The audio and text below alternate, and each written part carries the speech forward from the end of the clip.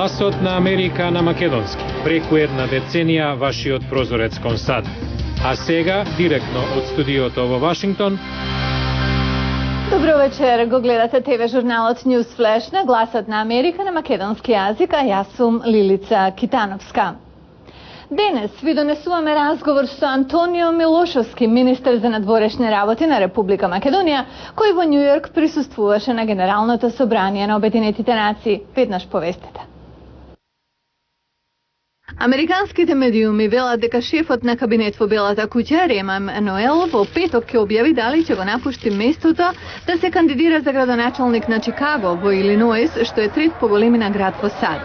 Емануел е поранешен конгресмен од Илиноис и долго имал интерес да се кандидира за градоначалник во градот од каде што е. А на пресконференција во понеделникот Обама кажа дека Емануел ќе мора да си даде оставка ако сака да почне кампања. Финансиските министри на Европската Унија се согласија за потребата од автоматски санкции за членки кои ги надминуваат границите на задолженост и дефицит определени од Европската Унија.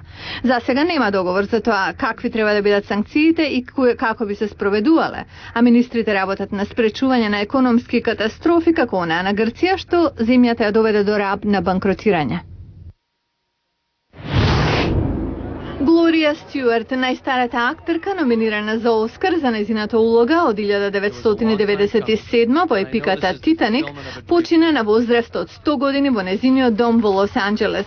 Стюарт го сними Титаник на 86 години и беше номинирана за најдобра споредна женска улога. До аватар минатата година Титаник беше филм со најголем приход на сите времења. Македонскиот министер за надворешни работи Антонио Милошовски синоќа се сретна со генералниот секретар на Обединетите нации Бан Ки Мун.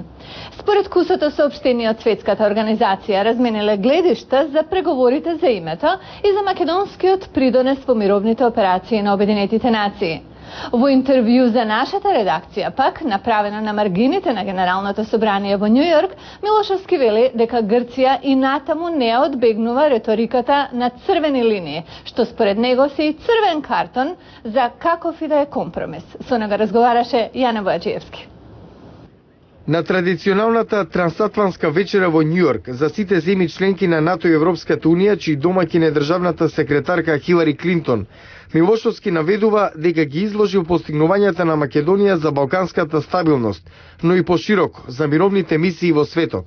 Го напоменав и прашањето помеѓу Македонија и Грција, наметнатиот спор кој што го имаме, и побарав од сите пријатели на тој форум да и помогнат и на Македонија, но да и помогнат и на Грција, да го надминеме овој ирационален, 20 годишен и навистина чуден спор.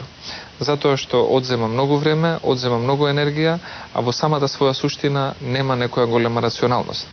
Апелирал на поголемо внимание и од американската администрација и од европските земји. Бидејќи Македонија е мала земја и самата со своите потенцијали не може да ја убеди Грција во прагматично однесување за одреден компромис.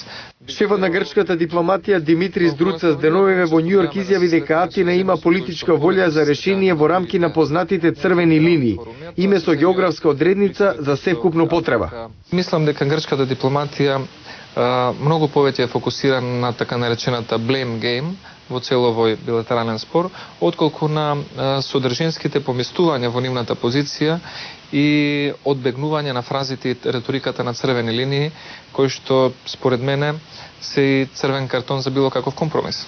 Во Македонија има голема поддршка за зачленување во Европската Унија и во НАТО. Сепак, заклучува Милошовски, најбитно за земјата е да има пазарна економија, што ќе привлече странски инвестиции и ќе ги користи предностите од визната либерализација.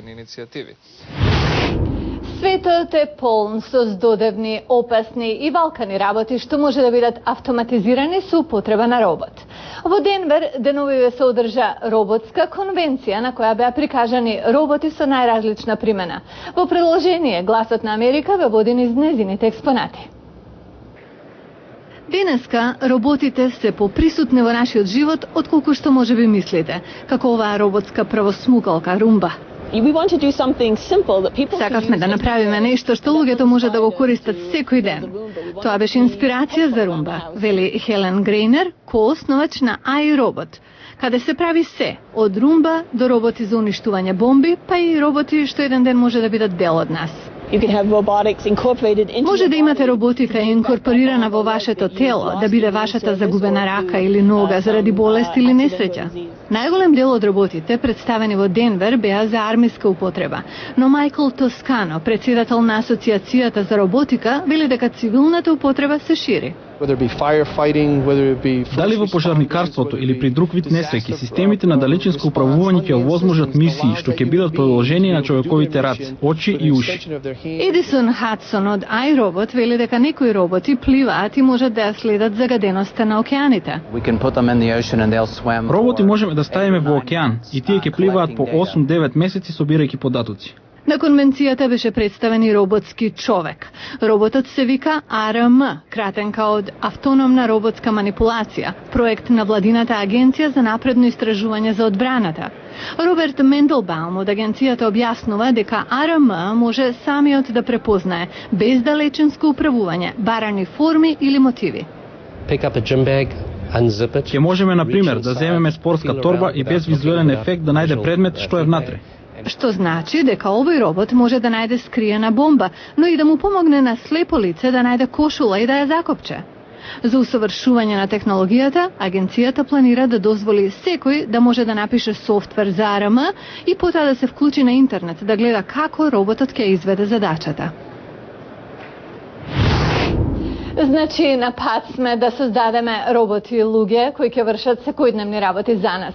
Но ние се уште сме во фаза кога да функционираме како луѓе, особено во држава каде сме имигранти, треба самите да имаме специфично знаење. Како се станува американец? Тоа е тема на која ќе зборуваме утре во Newsflash. Легално сте во САД, но дали знаете англиски, историја, влада? Не? Има помош и за тоа. Гледајте утре во Newsflash.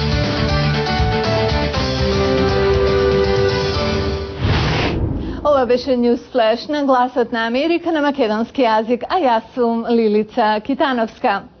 За најнови содржини појдете и на нашата веб страница glasnaamerika.com. Пријатна вечер.